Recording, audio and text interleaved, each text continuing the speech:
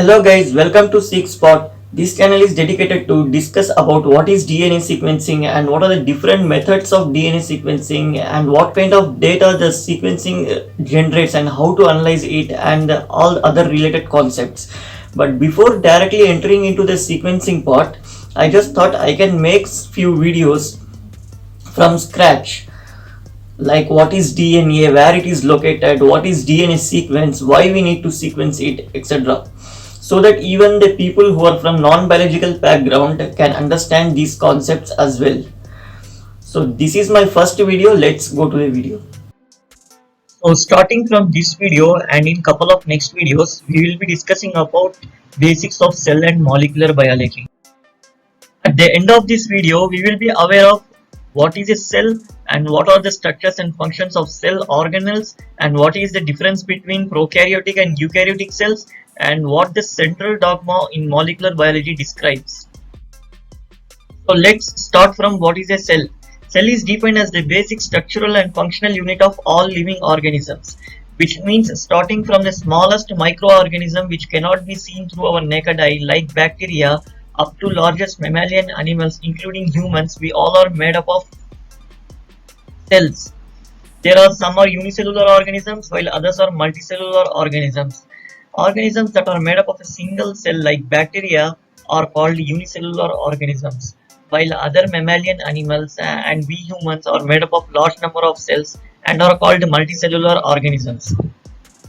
So if you look at the human body, there are different levels of organization of cells.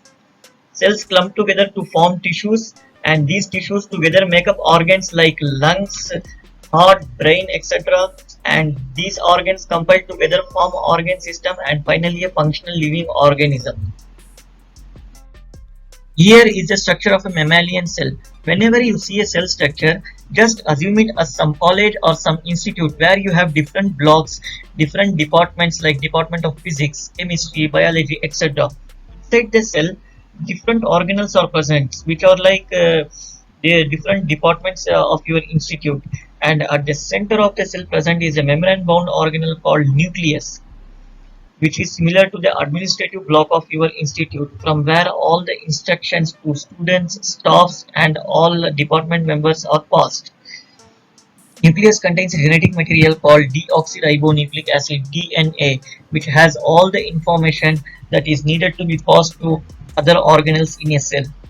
We will discuss more about DNA and why we need to study it, why we need to sequence it in further videos. Now we will discuss each of these organelles. Endoplasmic reticulum is the primary site where the proteins in a cell get synthesized, and these proteins are synthesized by particles called ribosomes. Ribosomes are called protein building machines and protein building factories, etc. Ribosomes are most frequently attached to endoplasmic reticulum, where protein synthesis occurs. The other organelle is Golgi apparatus, which is also called Golgi bodies, and its function is to transport protein and lipid molecules to their targeted destinations, deliver it to the targeted destinations. For example, protein is produced in ER, that is endoplasmic reticulum, but it has function in some other location of a cell. So Golgi bodies form vesicles and transport it and deliver it to their specific destination. So next we move on to lysosomes.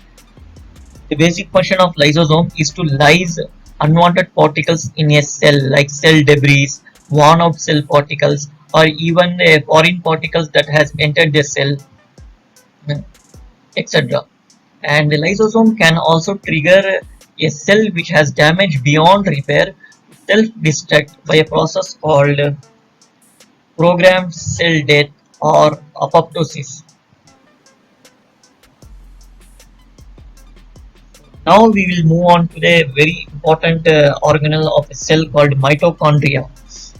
The primary function of mitochondria is to generate a molecule called adenosine triphosphate, ATP. Breakdown of ATP gives you energy. For example, you need energy to walk, run, to work out, etc. Where this energy comes from? Most of this energy comes from breaking down of a molecule called ATP, that is adenosine triphosphate. In a cell, mitochondria produce large number of ATP molecules. That's why it is also called as powerhouse of the cell. Apart from this, mitochondria also have some secondary functions like storing calcium ions and mediating cell growth and cell death at the respective conditions. So the next, cytoplasm is like a gelatinous fluid which is filled out throughout the cell. And similarly, inside the nucleus there is a fluid which is filled out and it is called a nucleoplasm. Finally, we'll move on to cell membrane. Just assume cell membrane like a compound wall of your institute. So this membrane is called lipid bilayer because it is built up of two lipid layers. This is one lipid layer and this is one lipid layer. It is called lipid bilayer. So to enter your institute, you need gates. So this is the compound wall. Lipid bilayer is the compound wall of your cell, and these are different types of gates. And these gates are called membrane proteins. They are embedded between the membranes. So they are called membrane proteins. There are different types of gates. So just remember, whatever we have seen so far is the characteristics of eukaryotic cells. Next, we move on to the difference between prokaryotes and eukaryotes. The first and primary difference in prokaryotic cells when compared to eukaryotic cells is nucleoid. We have already seen that DNA is present inside the nucleus in eukaryotic cells, but in prokaryotic cells, there is no nucleus. DNA is naked and is named as nucleoid. Apart from that, prokaryotic cells doesn't contain any membrane-bound organelle like endoplasmic reticulum, Golgi bodies, etc. And all prokaryotic cells are unicellular organisms. Example, bacteria. What you are seeing here is a structure of a bacteria. You can see a thread-like appendages present on, which is called flagellum, helps bacteria to move around the environment. And hair-like appendages called pilus are present at the surface of the bacteria, also helps in movement as well as to adhere to the surface of the environment. But you can see the ribosomes present inside the bacterial cell, and protein synthesis can occur similar to the eukaryotic cells. And additionally to the nucleoid DNA, bacteria also contain circular DNA molecules called plasmid. These plasmids provide some special advantages to bacteria like resistance to some certain antibiotics, etc. But the discovery of these plasmids have provided lot of applications and revolutionized the field called genetic engineering. If required, we might be discussing some of its features, some of its applications in our further videos. Finally, we move on to what is central dogma. Most of our cellular functions are carried out by proteins and they are responsible for various regulatory mechanisms.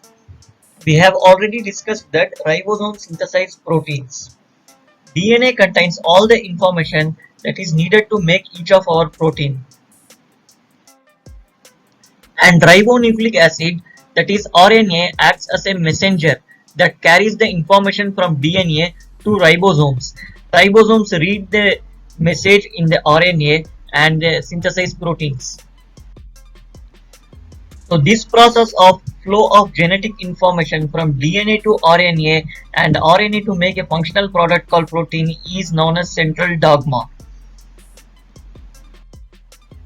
DNA gets transcribed into mRNA called messenger RNA by a process called transcription, and mRNA is then translated into protein by a process called translation. In eukaryotic cells, transcription occurs inside the nucleus and RNA gets exported to the cytoplasm where the translation occurs. We will see how transcription and translation occurs in separate videos. In the next video, we will see how DNA is made up of and what is its role in more detail. Guys, thank you for your patience. If you have any doubts, comment below, like, share and subscribe to 6spot and see you in the next video.